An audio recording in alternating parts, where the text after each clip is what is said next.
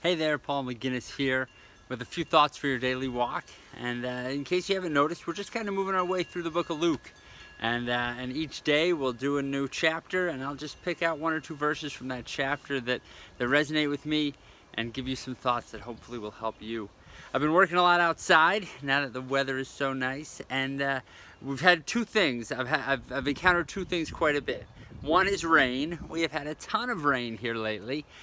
Thankfully, finally, things are drying up a little bit. My backyard isn't quite as much of a swamp and a sponge. And the other thing, especially if you're in Northeast Pennsylvania, you know this, it's rocks.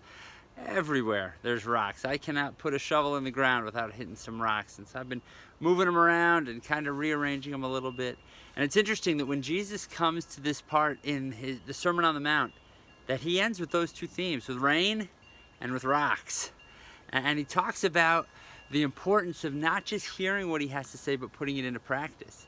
And he contrasts two guys. He says, some people, their lives are like a house built on the sand.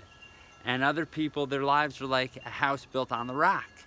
And rain is going to hit both of those people. Challenges are going to hit both of those people. They're both going to face storms, but one of those houses is going to crumble and one of those houses is going to stand.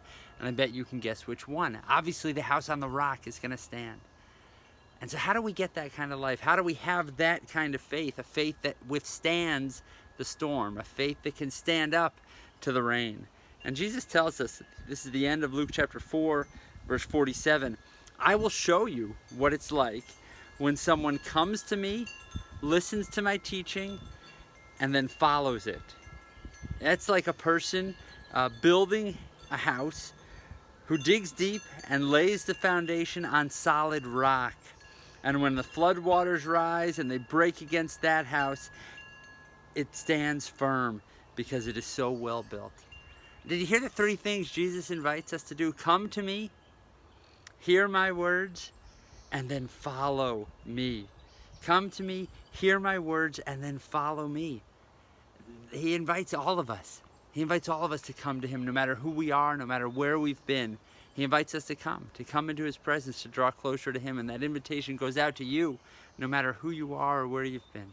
And then he invites us to hear his word, to listen, to dial into his spirit and his heart, to spend time in the scripture. But the key really is this third one. It's to follow me, to do what I say, to obey my instruction, to follow my counsel. Right? Think about it this way. Is there any benefit in knowing the value of something? Right? Do we get any benefit for knowing a lot about good fitness and good eating habits?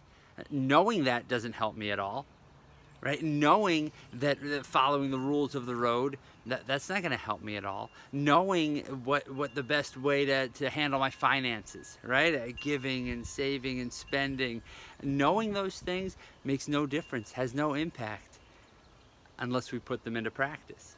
Right? It's only if you follow some diet and exercise plans, it's only if you spend less than you earn that you will find some financial security. It's only if you stay within the rules of the road and follow kind of the instructions, of your vehicle.